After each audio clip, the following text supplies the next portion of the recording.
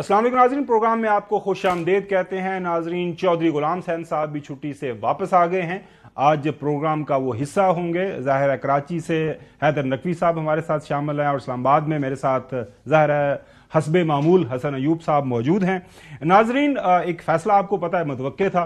Election commission के पास जो ख़वातीन की मखसूस नशिस्तें थीं उसके ऊपर ज़ाहिर है मामला चल रहा था और सुन्नी इत्तेहाद कौंसिल को जब ज्वाइन किया जो पाकिस्तान तहरीक इंसाफ के हमायत याफ्ता लोगों ने, तो उन्होंने कहा कि जनाब आला हमारा हिस्सा बनता है, हमें हिस्सा दिया जाए।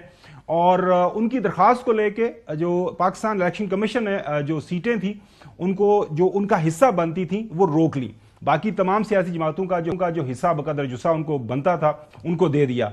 आज फैसला आ गया है नाजरीन, ये 4-1 का फैसला है। 4 लोग एक साइड पर हैं कमीशन के और एक जो बरवाना साहब हैं जो मेंबर इलेक्शन कमीशन पंजाब से हैं, उन्होंने इख्तलाफ किया इस फैसले से। नाजरीन, जो फैसला है उसके मुताबिक जो सुन्नी इत्तेहाद कौंसिल के जो लोग हैं जो कि ज़ाहिर है वो नेशनल असम्बली के अंदर मौजूद हैं। आपने देखा कि जब प्राइम मिनिस्टर का इंतखाब हुआ, इलेक्शन हुआ, तो उन्होंने जो है एक ही साइड के ऊपर वोट दिए, जो भी 92 लोग इस वक्त मौजूद हैं। अब जो है इस फैसले के मुताबिक जो पार्लिमानी पार्टी की हैसियत है वो नहीं मानी गई इलेक्शन कमीशन की तरफ से सुन्नी इत्तेहाद कौंसिल की। लिहाजा वो जो सीटें उनका हिस्सा बनती थी, जो उनका दावा था सुन्नी इत्तेहाद कौंसिल का और पाकिस्तान तहरीक इंसाफ के जो हमायत याफ्ता लोग हैं, वो जाहिर है वो जो सीटें बाकी मांदा हैं वो डिस्ट्रीब्यूट हो जाएंगी बाकी सियासी जमातों के दरमियान। फैसला अभी आ गया है इलेक्शन कमीशन की तरफ से। नाज़रीन, आपको याद होगा जब ये मामला चल रहा था तो शुरू दिन से ज़्यादा जो हमारे जितने भी कानूनी माहिरीन हैं, आईनी माहिरीन हैं, उनसे बात होती थी, वो कह रहे थे कि पाकिस्तान की सियासी और इंतखाबी तारीख के अंदर ये बहुत ही एक गैर मामूली वाक़या हो रहा है कि एक इतनी बड़ी तादाद के अंदर एक सियासी जमात के लोग, ज़ाहिर है इलेक्शन कमीशन का फैसला, उसके बाद सुप्रीम कोर्ट का फैसला, आज़ाद हैसियत से जो है वो नेशनल असम्बली की पहुंचे हैं। लिहाजा जो है इसके ऊपर एवेंचुअली जो तशरीह होनी है वो सुप्रीम कोर्ट के अंदर ही होगी। इलेक्शन कमीशन के पास ये इख्तियार मौजूद था। हमारे पास ज़ाहिर आपको याद होगा एक से ज़्यादा दफ़ा कमर दिलशाद साहब आए, हमारे प्रोग्राम का हिस्सा बने, उनसे पूछा, उन्होंने कहा जनाब आला बज़ाहिर इलेक्शन कमीशन का इख्तियार है, वो कर भी सकते हैं नहीं भी कर सकते। तो लग यही रहा है कि जब मामला जाएगा सुप्रीम कोर्ट ऑफ पाकिस्तान के अंदर, जाहिद मुशवानी साहब हमारे कॉरेस्पॉन्डेंट जो इलेक्शन कमीशन ऑफ पाकिस्तान को कवर हैं, उनके पास जाते हैं और उनसे जानते हैं कि ये जो फैसला आया है इसके मुदरजात चीदा नुकात क्या हैं। और ख़ास तौर पर बरवाना साहब ने जो इख्तलाफी नोट लिखा है जो कि इलेक्शन कमीशन के पंजाब की तरफ से मेंबर हैं, उसके अंदर उन्होंने क्या तोजीह पेश की है, क्या दलील दी है कि ये सीटें बाकी लोगों के दरमियान जो है तकसीम नहीं होनी चाहिए। जाहिद मुशवानी साहब, फैसला तो आ चुका हुआ है, जो एक बुनियादी नुक्ता वो हमने रख भी दिया है लोगों के सामने, अपने नाजरीन के सामने, तो आप बता दीजिएगा इसके चीदा नुकात। और अब ये क्या हाई कोर्ट के अंदर चैलेंज होगा या बराह रास्त ही सुप्रीम कोर्ट ही जाना पड़ेगा सुन्नी इत्तेहाद कौंसिल को या पाकिस्तान तहरीक इंसाफ के वकला को? बिल्कुल, बहुत शुक्रिया। 22 सफ़हात पर मुश्तमिल ये फैसला है जो इलेक्शन कमीशन ने जारी किया है। ये फैसला महफूज किया गया था और 4-1 के तनासुब से ये फैसला सामने आया है। और इलेक्शन कमीशन ने आइन के आर्टिकल 53 की शिक 6 इलेक्शन एक्ट सेक्शन 104 के तहत ये फैसला सुनाया है। Chief election commissioner member Sindh, Punjab, Balochistan और जो है अक्सरियती फैसले की हिमायत जो इसमें सामने आई है। और बाबर हसन बरवाना जो इख्तिलाफी नोट पंजाब के मेंबर हैं, इनका ये सामने आया है और जिसमें हतमी फैसला जो है वो उन्होंने कहा कि जुज़वी तौर पर वो इससे इत्तेफाक करते हैं और तरजीही फहरिस्त वक्त पर जमा कराना कानून की जरूरत थी जो नहीं कराई गई। और कहा गया कि मुतनासिब नुमाइंदगी की बुनियाद पर बाकी जमातों को नशिस्तों की तकसीम पर उन्होंने इख्तिलाफ किया और कहा कि आइन वाज़े है कि सियासी जमातों को जनरल नशिस्तों की बुनियाद पर मखसूस नशिस्तें इलाट की जाएं और ये कि मखसूस नशिस्तें आइन के आर्टिकल 51 और 106 में तरमीम तक ये नशिस्तें खाली तस्वर की जाएंगी। ये चीदा नुकात जो इख्तिलाफी नोट के हैं ये मैंने आपको इस वक्त पेश किए हैं। और ये जो सुन्नी इत्तेहाद कौंसिल ने मखसूस नशिस्तों की जो लिस्ट थी जमा नहीं कराई थी, तो उसका जिक्र किया गया है कि मखसूस नशिस्तों का जो की फहरिस्त पेनल्टी लिस्ट जो सियासी जमातें जमा करती हैं वो उन्होंने जमा नहीं कराई। और ये एक letter election commission, chief election commissioner ने सुन्नी इत्तेहाद कौंसिल के वकील को पेश किया। अच्छा, वो समझ आ गया। अब ये बताइएगा कि ये जो फार्मूला है तकसीम जो अगला तय होगा, पहले तो जाहिर है वो जो हिसाब बकदर जुसाब जिस अंदाज से वो पहले एक फार्मूला मौजूद था تو کیا الیکشن کمیشن نے اپنے تفصیلی فیصلے کے اندر بتا دیا ہے کہ کس پولیٹیکل پارٹی کو مزید کتنی سیٹیں جائیں گی، یا پھر ابھی اس کے اوپر ایک فردر پریس ریلیز آئے گی اور بتایا جائے گا، یا کتنی سیٹوں کے اوپر اب جو ہے وہ نشست ملے گی، کتنی جنرل سیٹوں کے اوپر ایک مخصوص نشست ملے گی؟ اس وقت یہ فیصلہ تو صرف اس پر آیا ہے کہ آیا کہ سنی اتحاد کونسل یہ استحقاق سیاسی جماعت رکھتی ہے کہ ان کو یہ مخصوص نشستیں اقلیتوں کی اور خواتین کی دی جائیں یا نہ دی جائیں. ان پہ جو درخواست تھی وہ مسترد کر دی گئی. اب وہ جو ان کا سیاسی جماعتوں کا جو حصہ ہوتا ہے یا جو ان کے تناسب کے ساتھ اسٹرینتھ جو ان کی پارلیمنٹ کے اندر ہے، اس سے جو ان کو مخصوص نشستیں دی جاتی ہیں، اگر یہ نشستیں ان کو سنی اتحاد کونسل کو دی جاتی پھر تو جو ان کو مل گئی ہیں وہ اسی پر تھا. جو ان کے ساتھ 3.5 کا جو ایک فارمولا اس وقت سامنے آیا ہے، جس کے تحت جو اگر جس سیاسی جماعت کے پاس 3 یا 3.5 تک جو اراکین ہیں ان کو ایک مخصوص نشست دی گئی ہے. اب یہ پہلے 4 پہ تھا تو اب یہ 3.5 اور 3 پہ آ سکتا ہے. اب باقی سیاسی جماعتوں میں اسی انداز سے اسی تناسب سے ظاہر ہے، یہ تو بڑا obvious ہے کہ ادھر نہیں جائیں گی تو باقی جو اس وقت پارلیمان کے اندر موجود ہیں لوگ، ان کے اندر جو پولیٹیکل پارٹیز ان کے پاس چلی جائیں گے. بہت شکریہ ظاہر مشوانی صاحب. چودھری غلام حسین صاحب، ویری مچ ایکسپیکٹڈ، کیونکہ جو آئین ہے آرٹیکل 224 ہے غالباً، اسی طرح جو الیکشن ایکٹ ہے 2017 کا، اس کے اندر جو زیادہ تر ہمارے سامنے اس وقت کلوزز موجود ہیں کہ آپ کو ایک لسٹ جمع کروانی ہے، جو ہے انتخابات جب جاتے ہیں ایک اسکیجول اناؤنس ہوتا ہے، اس وقت یہ لوگ نہیں کروا سکے، اور ظاہر ہے اس کے بعد پھر سنی اتحاد کونسل کے ساتھ اتحاد ہوا. سنی اتحاد کونسل کے جو اپنے لوگ ہیں، ان کے جو چیئرمین ہیں، انہوں نے الیکشن بھی نہیں لڑا تھا اپنی سیٹ کے اوپر، کیونکہ وہ جو پی ٹی آئی کے ساتھ پہلے اتحاد میں تھے، پی ٹی آئی کا بلا لے لیا گیا. تو ایک جو زیادہ کنسنسس یہی تھا، اوپینین یہی سامنے آ رہی تھی ہمارے سامنے کہ یہ معاملہ جو ہے کورٹ میں ہی جائے گا، سپریم کورٹ کے سامنے. تو اس فیصلے کے اوپر آپ کا امیڈیٹ رد عمل کیا ہے؟ ایکسپیکٹڈ تھا یا آپ یو ریئلی تھنک سو کہ جس طرح ابھی میں سن رہا تھا سینیٹر ظفر علی خان، بیرسٹر ظفر علی ظفر صاحب سوری، جو پاکستان جو تحریک انصاف کے ہیں، وہ کہہ رہے ہیں کہ یہ بہت ہی ایک غیر آئینی فیصلہ کیا گیا ہے الیکشن کمیشن کی طرف سے، تو اب تو بالکل ان کا چیف الیکشن کمشنر کا اس عہدے پہ رہنا نہیں بنتا اور ان کو جو ہے استعفیٰ دینا چاہیے اور ساری چیزیں. جی جو صاحب، اور once again welcome back to the show. ہم نے آپ کو بہت زیادہ مس کیا، آپ کے ناظرین نے آپ کو بہت زیادہ مس کیا. آئی ہوپ آپ نے چھٹیاں اچھی گزاری، اپنے آپ کو آپ نے تھوڑا سا ری انرجائز کیا. جی گو ہیڈ سچو صاحب. نہیں 2 چیزیں ہیں. ایک تو یہ ہے کہ پی ٹی آئی اور سنی اتحاد ہوں یا ان کے جتنے بھی لوگ ہیں، ان کو ان سے اب کوئی توقعات رہ نہیں گئی تھی. ان کے لیے میں تو حیران ہوں کہ ابھی تک آپ نے کبھی خاور گومن صاحب، آپ جیسے بڑے دانشور جو ہیں، آپ نے اس چیز کو کبھی غور ہی نہیں کیا کہ سینٹ آف پاکستان جو سب سے بڑا ادارہ ہے، اس میں تقریباً آدھے ممبر جو ہیں وہ پی ٹی آئی کے. ایک پارٹی جو بڑے ادارے میں 25, 30, 40 ممبر لے کے بیٹھی ہوئی ہے، اس کو آپ نے الیکشن سے بھی باہر کر دیا، بلا بھی لے لیا، یہ بھی لے لیا. اس کا کون جواب دے گا اور کس دن اس کا نشاندہی اور اس کے اوپر کس دن کارروائی ہوگی؟ میں اس کا انتظار کر رہا ہوں. اب ان کی سیٹیں یہ بھی لے لیے. میں تو حیران ہوں کہ ابھی تک ان کے 92 آدمی جو ہے وہ اسمبلی میں کیوں بیٹھے ہوئے ہیں. ان کو بھی نکالیں، اور یہ ڈیزرو ہی نہیں کرتے. ان کا جو ووٹر ہے نا، وہ بھی ڈیزرو نہیں کرتا. ان سب کو نکالیں اور ان کو بھیجیں آپ انڈونیشیا. یہ چاہیے. جی حیدر نقوی صاحب، آپ کون سا ملک سجیسٹ کرتے ہیں؟ انڈونیشیا، ملائیشیا، تھائی لینڈ یا کوئی اور ملک؟ کیونکہ بات تو صحیح ہے کہ ایک پولیٹیکل پارٹی ہے، اب نہیں ان کی بات مانی جا رہی ہے. ظاہر ہے قانونی اور جو آئینی مشگافیاں ہیں. اور سینٹ میں کتنے ممبر ہیں ان کے 22 ان کا کیا کرنا ہے؟ 22 ہیں. کچھ نہیں کر لیں گے، چویسا فکر نہ کریں، ان کا بھی خیال رکھ لیں گے. جی نقوی صاحب، میں جواب دے دوں. ان کو کڈو آج. جی دیکھیں، میں ملک سجیسٹ کرتا ہوں، میں ان کے لیے ملک سجیسٹ کرتا ہوں پاکستان کے شہر اسلام آباد، اور اسلام آباد میں پارلیمنٹ. ان کے لیے میں یہ سجیسٹ کرتا ہوں. لیکن اس کا مزید جواب یہ ہے کہ بار بار بات کی جا رہی ہے ریکنسیلیشن ڈائیلاگز کی. تو میں حکومتی جماعتوں کو بھی اور اپوزیشن جماعتوں کو بھی یہ درخواست کرتا ہوں کہ ریکنسیلیشن ڈائیلاگز کو آگے بڑھاتے ہوئے خدا کے لیے پاکستان کی عوام پر رحم کریں.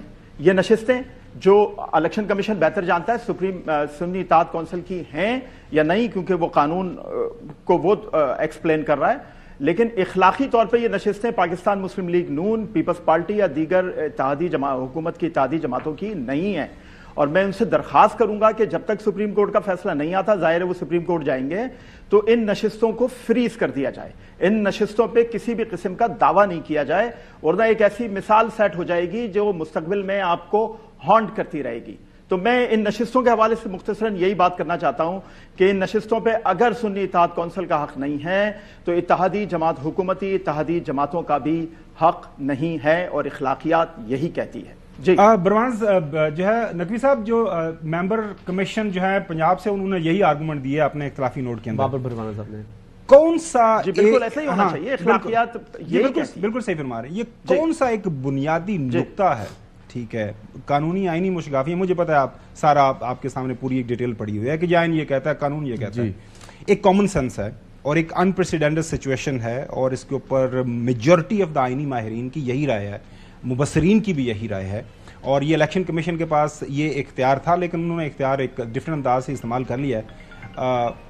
آپ واقعی سمجھتے ہیں کہ یہ سیٹیں لے کے خوش ہو جائے گی نون لیگ خاص طور پر، اور کیونکہ ظاہر ہے پیپلز پارٹی والوں کو تو اتنا ان کو بھی ملے گا، لیکن یہ ان کا حق بنتا ہے، تمام پارلیمانی جماعتوں کو حصہ ملے گا، صرف ایک کو نہیں ملے گا، اور ابھی ملے گا تبھی جبکہ اوبیسلی ہائی کورٹ میں چیلنج ہوگا، پھر ہائی کورٹ کے بعد سپریم کورٹ میں جو بھی ڈیسیژن ہائی کورٹ میں آئے گا وہ فائنلٹی اختیار نہیں کرے گا، جبکہ سپریم کورٹ کا جو فیصلہ ہے وہی فائنل تصور ہوگا۔ لیکن اس وقت کی جو آرڈر آ چکا ہے، جو فیصلہ آ چکا ہے الیکشن کمیشن کا، اس نے ریکگنائز نہیں کیا سنی اتحاد کونسل کو ایسا پارلیمنٹری پارٹی۔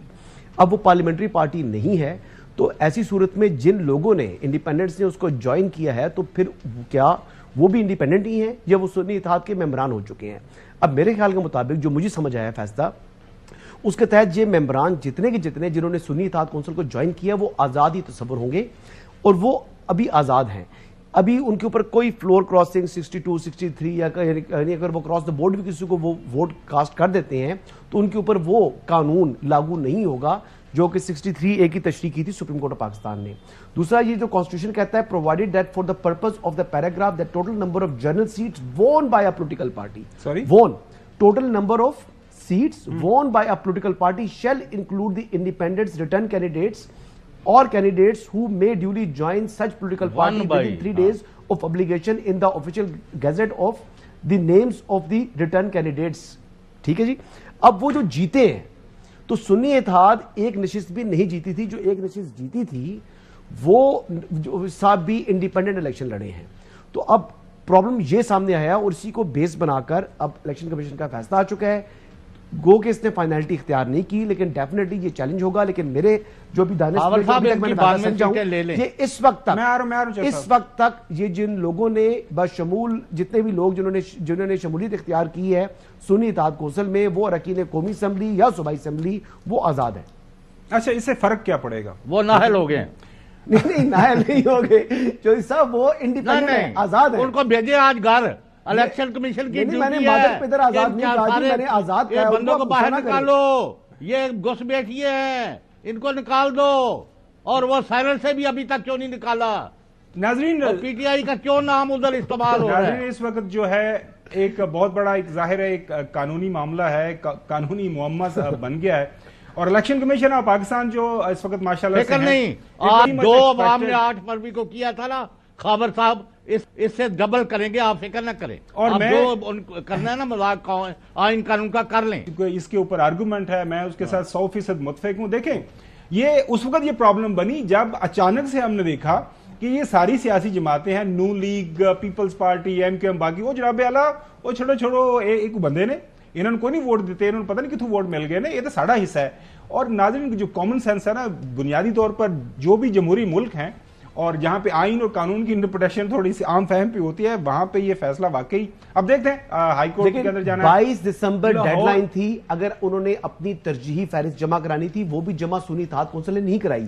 پھر اس کے بعد انہوں نے ایک لیٹر بھی لکھا، لیٹر کے جواب میں انہوں نے اس کے جواب میں ایک لیٹر بھی لکھا جی کہ ہمیں کوئی سیٹ نہیں چاہیے، وہ جنرل سیٹ کے حوالے سے کہ ہمارے کسی بھی امیدوار نے اس پر الیکشن۔ اچھا نہیں، بس وہ ایک ٹوٹلی ڈیفرنٹ سٹوری۔ ناظرین، اگلی سٹوری کی طرف بڑھتے ہیں نا۔ آج ماشاءاللہ سے ہمارے ایگزیکٹو جو پرائم منسٹر نئے دوسری دفعہ ماشاءاللہ شہباز شریف صاحب انہوں نے حلف اٹھا لیا ہے، اور آج کے بعد ظاہر ہے ان کے لیے ایک بڑا چیلنج شروع ہو گیا ہے، اور اس کے بعد ظاہر ہے ہم دیکھیں گے کہ آنے والے دنوں کے اندر جو محترم شہباز شریف صاحب ہیں اور یہ جو ان کے لیے ایک پہاڑ جیسے ان کے سامنے چیلنجز ہیں، مسائل ہیں، انہوں نے کس طرح اس کو حل کرنا ہے.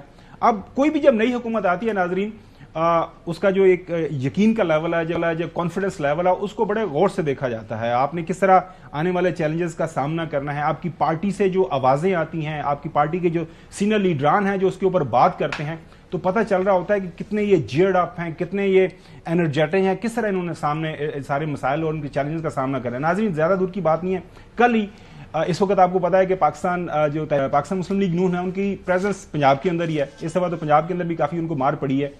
پنجاب کے پریزیڈنٹ جو ہیں پارٹی کے رانا ثناءاللہ صاحب جو ہے اپنا الیکشن تو وہ ہار گئے ہیں. جب ان سے سوال کیا گیا جناب اعلیٰ، چلیں آپ نے بڑے زور سے آنا تھا، آپ نے 2/3 میجورٹی لینی تھی، آپ نے سادہ اکثریت لینی تھی، وہ تو آپ کو نہیں ملی، تو وہ تو سارا کچھ نہیں ملا، تو اب کیا کریں گے آپ؟ پھر جو ہے رانا ثناءاللہ صاحب سے جب پوچھا گیا تو ان کا جو جواب سن کے کم از کم میں بحیثیت پاکستانی اور اس کے بعد بحیثیت میڈیا پرسن میں تو نقوی صاحب کافی پریشان ہو گیا ہوں. آپ کو سناتے ہیں. جس کرائسس میں ملک ہے، اس کرائسس سے نکلنے کا واحد راستہ یہ تھا کہ پی ایم ایل این پہ بھروسہ کیا جاتا اور اسے سمپل میجورٹی دی جاتی، اس حکومت کو میاں نواز شریف جو ہے وہ لیڈ کرتے، تو اگلے 2 سال میں یقین تھا کہ پاکستان جو ہے وہ اس دلدل سے جو ہے وہ نکل جاتا. اگر میاں صاحب آتے تو یقین تھا. آپ کو یاد ہوگا جو الیکشن اسکیجول سے پہلے جب کیمپین بند ہو گئی تو تمام اخبارات کے اندر انشاءاللہ وزیر اعظم نواز شریف صاحب کا وہ اشتہار بھی ہم نے دیکھا، لیکن اب وہ کہہ رہے ہیں، اب تو ڈرا رہے ہیں ہمیں رانا ثناءاللہ صاحب کہ مزید دلدل کی طرف ہم جا رہے ہیں. اب جب ایسا نہیں ہو سکا، میری رائے میں یہ عوامی فیصلہ جو ہے میں اس سے متفق نہیں ہوں. میں سمجھتا ہوں یہ صورتحال جو ہے یہ ہمیں مزید جو ہے وہ دلدل کی طرف یا مزید جو ہے وہ خرابی کی طرف لے کے جا سکتی ہے. دوبارہ سے ایک چانس جو ہے وہ لینے پی ایم ایل این جو ہے وہ جو گورنمنٹ فارم کرنے جا رہی ہے. اب یہ چانس ہے، یہ کامیاب بھی ہو سکتا ہے اور یہ ناکام بھی ہو سکتا ہے. چانس ہے ناظرین، کامیاب بھی ہو سکتا ہے، ناکام ہو سکتا ہے. خدا کے واسطے ہم کو فٹ بال کا میچ کھیل رہے ہیں یا کرکٹ میچ کھیل رہے ہیں. عباسی آج کل جو پاکستان مسلم لیگ نون کا حصہ تھے ناظرین، وہ کچھ ناراض ہیں. ایک ان کے سینیٹر ہیں سابقہ جاوید عباسی صاحب، وہ کیا فرما رہے ہیں اپنی سابقہ یا موجودہ پارٹی کے حوالے سے؟ چلنے کا تو نہیں پتا، لیکن ہر دن یہ اپنے ذمہ ایک بڑی بدنامی لے کے یہ ایسا بوجھ اٹھانے جا رہے ہیں جس میں مجھے لگتا ہے کہ اس کے نیچے یہ خود ہی دفن نہ ہو جائیں. اور ہمارے پیارے دوست اور خاص طور پر حسن ایوب کے بڑے ہی قریبی ہیں جاوید لطیف صاحب، وہ کیا فرما رہے ہیں یہ بھی سن لیں ناظرین. یہ کوئی خوشی کی یا کوئی مانگی ہوئی چیز نہیں ہے، بلکہ ایک تھوپی گئی چیز ہے. یہ حکومت جو بنائی جا رہی ہے یا جس طرح بنوائی جا رہی ہے، کیا یہ ڈیلیور کر پائے گی؟ نہیں کر پائے گی. نقوی صاحب میں آپ سے شروع کرتا ہوں. کوئی کامنٹس ہمارے پاس جو سٹوریز آپ کرتے جاتے ہیں، آپ کا یہ جو انیشیل رد عمل آ رہا ہے ان کے نون لیگ کے لیڈران کی طرف سے، مطلب یہ پارٹی کے لوگ ہیں، سینئر لوگ ہیں، یہ اسے ہم کیا سمجھے؟ دیکھیں، میں مسلم لیگ نون جو بات کر رہی ہے، جو لیڈران بات کر رہے ہیں، یہی ذمہ دار ہیں اس کا جواب دینے کے. میں ان کا ترجمان نہیں ہوں، لیکن اس پوری صورتحال کا میں 3 نقطوں میں جواب دینا چاہتا ہوں اور مجھے بولنے دیجیے گا. سب سے پہلا نقطہ ہے آزادی اظہار، دوسرا ہے دھاندلی اور تیسرا ہے سیاسی چپقلش. ان 3 نقطوں کی بنیاد پر میں سب سے پہلے آزادی اظہار کے بارے میں بات کرنا چاہتا ہوں. آزادی اظہار کیا ہے؟ آزادی یہ اسمبلی میں کیا ہو رہا ہے؟ آزادی اظہار کے نام پہ ہو رہا ہے نا. آزادی اظہار کیا ہے؟ آزادی اظہار ایریا کے حساب سے بدلتا ہے. آپ جب اپنی فیملی کے ساتھ بیٹھے ہوتے ہیں، اپنے بچوں کے ساتھ بیٹھے ہوتے ہیں، اپنی خواتین کے ساتھ بیٹھے ہوتے ہیں، آپ کتنے ہی بڑے دائی کیوں نہ ہو آزادی اظہار کے، لیکن آپ بات وہ کرتے ہیں جو پوری فیملی کے لیے قابل قبول ہو. تو اسی طرح یہ سوسائٹی بھی ہماری فیملی ہے، اس میں ہمارے بچے ہیں، ہماری بہنیں ہیں، ہماری مائیں ہیں، ہماری بیٹیاں ہیں. آزادی اظہار کی جب آپ بات کرتے ہیں تو آپ کو اس کا خیال رکھنا بہت ضروری ہے. ایک بات. دوسری بات میں کرتا ہوں دھاندلی کی. بالکل دھاندلی ہوئی ہے، میں مانتا ہوں دھاندلی ہوئی ہے، لیکن کون سے انتخابات میں دھاندلی نہیں ہوئی مجھے بتائیے. ہر انتخابات میں دھاندلی ہوئی، اس کے بعد حکومتیں بھی بنی اور عوام نے اسے قبول بھی کیا. عوام نے قبول کیوں کیا؟ عوام کی مجبوری ہے. عوام کی مجبوری کیوں ہے؟ عوام قصوروار ہے. عوام قصوروار کیوں ہے؟ آپ انتخابات میں ان لوگوں کو ووٹ دیتے ہیں جو مذہب کا نعرہ لگاتے ہیں، یا ان لوگوں کو ووٹ دیتے ہیں جو لسانیت کا نعرہ لگاتے ہیں، ان لوگوں کو ووٹ دیتے ہیں جو منفی پروپیگنڈے کو آگے بڑھاتے ہیں یا ٹک ٹاکٹرز جو ٹک ٹاک پہ مشہور ہے, جو سوشل میڈیا پہ مشہور ہے, جو وائرل ہو رہا ہے, چاہے کتنی منفی گفتگو کیوں نہ کر رہا ہو, اس کو ہیرو بنا کے اس کو ووٹ دیتے ہیں. جب تک آپ غلط لوگوں کو ووٹ دیتے رہیں گے آپ یہی سب کچھ بھگتتے رہیں گے. مجھے کمپلیٹ کرنے دیں, اس کو بھگتتے رہیں گے. تیسری بات سیاسی چپکلش. بالکل میں آپ کو سیاسی چپکلش گنا دیتا ہوں. 2008 میں اسمبلی بنی, حکومت بنی, چند مہینے بعد مسلم لیگ نون نے خداحافظ کہا اور سڑکوں پہ آ گئی. ایسا لگتا تھا کہ زرداری صاحب کی حکومت تو 6 مہینے میں چلی گئی. 5 سال وہ اسمبلی چلی, 5 سال اس حکومت نے مکمل کیا. 2013 میں اسمبلی بنی, چند مہینوں بعد عمران خان سڑکوں پہ آ گئے, کہتے ہیں 4 حلقے کھولو, آخر اسلام آباد میں بیٹھ گئے, کسی کو کچھ کرنے نہیں دیا. لوگ کہتے تھے جی میاں نواز شریف صاحب نے تو استعفیٰ دیا, خبریں تک چل گئی, لیکن وہ اسمبلی بھی پوری ہوئی. 2018 میں عمران خان صاحب حکومت میں آئے, یہی سب کچھ مسلم لیگ کی طرف سے ہوا. لوگ کہتے تھے اس سال میں ختم ہو جائے گی, اس اسمبلی نے بھی 5 سال پورے کیے. لوگ جاننا چاہ رہے ہیں, نقوی صاحب سے جاننا چاہ رہے ہیں, میری بات نقوی صاحب آپ سے جاننا چاہ رہے ہیں, ایک سینٹینس کے اندر بتا دیجئے گا کہ اتنی جو level of confidence Muslim League نون کا گرا ہوا, اس کی وجہ آپ کو کیا لگ رہی ہے؟ کوئی لیول آف کانفیڈنس نہیں گرا ہوا. یہ مسلم لیگ نون کی ایک سیاسی اسٹریٹجی ہے. جب مسلم لیگ نون کا صدر سنیں, مسلم لیگ نون کا صدر اسمبلی میں آ کے میڈیا پر کہہ دیتا ہے کہ اسمبلی چل رہی ہے, حکومت چل رہی ہے, سب کچھ چاہیے, تو بات ختم. آپ نے یہ 3 لوگ سن لیا, آپ جاوید لطیف صاحب ہیں, ظاہر عباسی صاحب ہیں, اس کے بعد اب وہ کہہ رہے ہیں کہ جی مزید دلدل کی طرف جائیں گے, رانا ثناء اللہ صاحب فرما رہے ہیں. وجہ خاور گومر صاحب آپ اور میں پہلے کی طرح غلط ہے. وہ نقوی صاحب بالکل صحیح کر رہے ہیں, بڑی اچھی گفتگو کر رہے ہیں, اور وہ ٹھیک کہہ رہے ہیں کہ پہلے بھی سارا وقت دھاندلی ہوتی رہتی. اس وقت چونکہ اپوزیشن میں کچھ نہیں ہے, اس لیے نہ صرف ان کو 5 سال یہ اور ایک اور 5 سال دینے چاہیے. ان کو آج سے ہی 10 سال کا پٹا جو ہے شہباز شریف کا کو لکھ کے دے دیں اور ان لوگوں کو باہر نکالو. اور وہ وزیر اعلیٰ کیوں بنایا وہ کے پی میں؟ ان کا کیا کام ہے؟ 115 میں سے 90 سیٹیں لے کے ان کو پتہ نہیں کس نے پلیٹ میں رکھ کے دے دیا. ان کا تو ووٹ ہی کوئی نہیں ہے, مر کھپ گئے. چھوڑو ان کو, ابھی ان کو 10 سال کا دے دو یار, لکھ کے دے دیتے ہیں. اب دیکھیں نا کس بھی جواب دیتا ہے. بالکل حسن ایوب صاحب, ایک کانفیڈنس کیوں نہیں ہے پارٹی تھوڑی دا, مطلب کیوں اتنے بیچارے ڈرے ہیں, دلدل 2/3 میجورٹی, میرے تاحیات قائد ہیں, 2/3 میجورٹی جو ہے وہ تو کے پی میں حاصل ہے نا. وہ مجھے لگتا ہے کہ وہ اسی کے کانفیڈنس سے نا آنے والے دنوں میں یعنی ملک کو آگے لے کے چلنے والی بات مجھے نظر نہیں آ رہی اس جماعت کی, معذرت کے ساتھ. صاحب تو ویسے بات کر رہے ہیں, میں پی ٹی آئی کی بات کر رہا ہوں. انہوں نے کوئی سیکھا نہیں ہے. سیاسی جماعتوں کے اوپر جب مشکل وقت آتا ہے نا, وہ سمجھتی ہیں, تب جب واپس آتے ہیں تو بڑے میچور ہوئے ہوتے ہیں.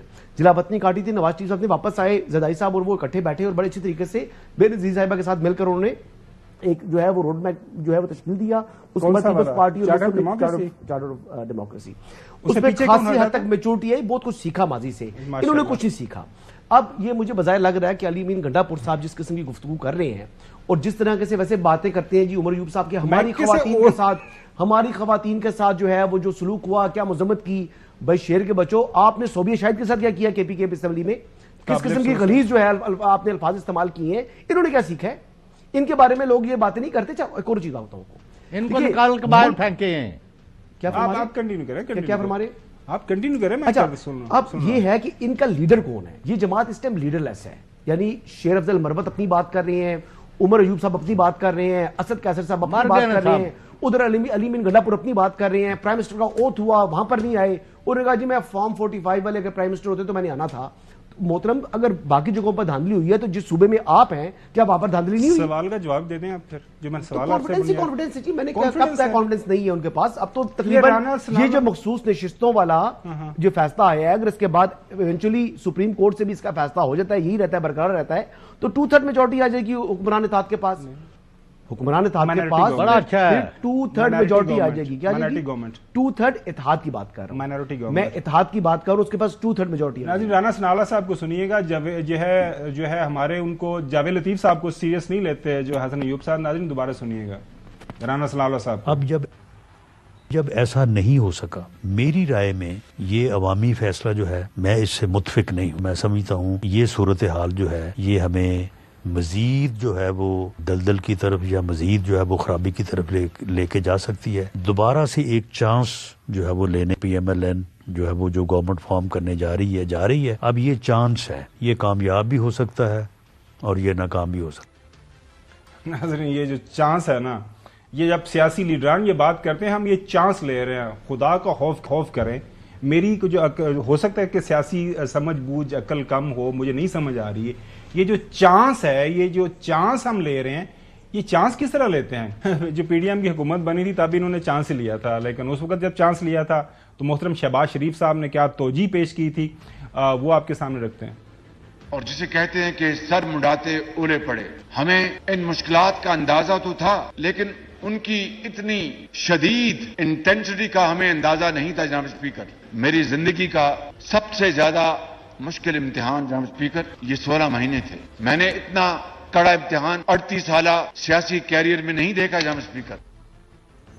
ناظرین آپ دیکھیں جو 16 مہینے چانس لیا اس کا کیا خمیازہ ہے وہ بھی سامنے ہے۔ ابھی بریک کی طرف جانا ہے، بریک کے بعد اب جو وے فارورڈ ہے کیا ہم آگے بڑھیں گے، کیا ہمارے سیاستدان آگے بڑھے ہیں، چیلنجز کیا ہیں، اس کے اوپر بات کریں گے آفٹر بریک۔ ویلکم بیک ناظرین، آپ کو یاد ہے جس طرح ابھی تھوڑی دیر پہلے آپ کو دکھایا بھی، جب پی ڈی ایم کی حکومت بنی تھی تو محترم شہباز شریف صاحب نے بتایا کہ ہمیں پتہ نہیں تھا کہ اتنے حالات اتنے خراب ہیں، پتہ تھا حالات خراب ہیں لیکن اتنی ان کے اندر شدت ہے اس بات کا علم نہیں تھا۔ ناظرین نگراں حکومت اب چلی گئی ہے، آج نوٹیفیکیشن ہو گیا ہے، تمام پرائم منسٹر سمیت ان کی جو کابینہ ہے وہ ان کو ختم کر دیا گیا ہے۔ اب نگراں حکومت کے دوران جو اس وقت پاکستان کے جو لوگوں کے اوپر بوجھ ڈالا گیا وہ آپ کے سامنے رکھتے ہیں، جو چیلنجز ہیں معاشی آنے والی حکومت کے لیے جو بن گئی آج۔ نگراں دور میں ناظرین بجلی اور گیس جو ہے صارفین ان کی مد میں 1061 ارب روپے کا اضافی بوجھ ڈالا گیا ہے۔ نگراں حکومت نے مختصر مدت میں 2 بار گیس کی قیمتوں میں بھاری اضافہ کیا ہے۔ گیس کے گھریلو صارفین کے لیے ماہانہ فکس چارجز ناظرین 3900 روپے، یہ آپ گیس جو ہے وہ استعمال کریں یا نہ کریں، وہ جو ہے نا وہ تیلی آپ سلگائیں یا نہ سلگائیں، اتنا آپ کو 4000 روپیہ دینا پڑے گا۔ اچھا، نگراں دور میں ماہانہ سماحی ایڈجسٹمنٹس کا صارفین پر 418 ارب روپے کا اضافی بوجھ ڈالا گیا ہے۔ اس کے ساتھ ساتھ نگراں دور میں نیپرا نے ماہانہ ایڈجسٹمنٹ کے تحت جو بجلی 7 بار مہنگی کی ہے۔ نگراں دور میں شہری ملکی تاریخ کا سب سے مہنگا پیٹرول ڈیزل خریدنے پر مجبور ہوئے۔ پیٹرول اور ڈیزل کی قیمتیں سپٹمبر 2023 میں بلند ترین سطح پر تھیں ناظرین، اور ملکی تاریخ میں پہلی بار پیٹرول ڈیزل کے فی لیٹر پر 60 روپے تک کی لیوی وصول کی گئی۔ اس کے بعد ناظرین اس وقت جو IMF آج تمام اخبارات کے اندر آپ نے دیکھ لیا کہ IMF کی طرف سے نئی شرائط کیا سامنے آ رہی ہیں، قرضہ ہم نے لینا ہے کیونکہ اس کے بعد ہمارے پاس کوئی آپشن نہیں ہے۔ نئی منتخب حکومت سیلز ٹیکس کی چھوٹ ختم کرے، کھانے پینے اور ادویات پر سیلز ٹیکس 18% کیا جائے، یہ بھی IMF کہہ رہا ہے۔ پیٹرولیم مصنوعات پر سیلز ٹیکس 0 سے بڑھا کر 18% کیا جائے، اور نئی منتخب حکومت 1300 ارب روپے کے نئے ٹیکس لگائے۔ ناظرین یہ ہے سارے کا سارا معاملہ، معاشی بحران آپ کے سامنے، اور آپ کو پتا ہے کہ مولانا فضل الرحمان صاحب پی ڈی ایم کے روح رواں، مفاہمت کے بادشاہ، جنہوں نے ساری وہ ووٹ آف نو کانفیڈنس کی تحریک چلائی، سارا کچھ، وہ کہہ رہے ہیں کہ جناب یہ سسٹم نہیں چل رہا، میں کیوں سسٹم سے باہر ہوں، وہ بتا رہے ہیں۔ ہم نے سسٹم سے باہر رہنے کا فیصلہ کیا ہے۔ میں انشاءاللہ آنے والے دنوں میں یہ بتاؤں گا کہ جو سسٹم کے اندر ہے وہ روئیں گے، اور جو سسٹم سے باہر ہیں وہ جم کر بات کریں گے اور جرأت سے بات کریں گے۔ ملک نہیں چلے گا ان سے، یہ سسٹم چلنے والا نہیں ہے، یہ کولیپس کر جائے گا۔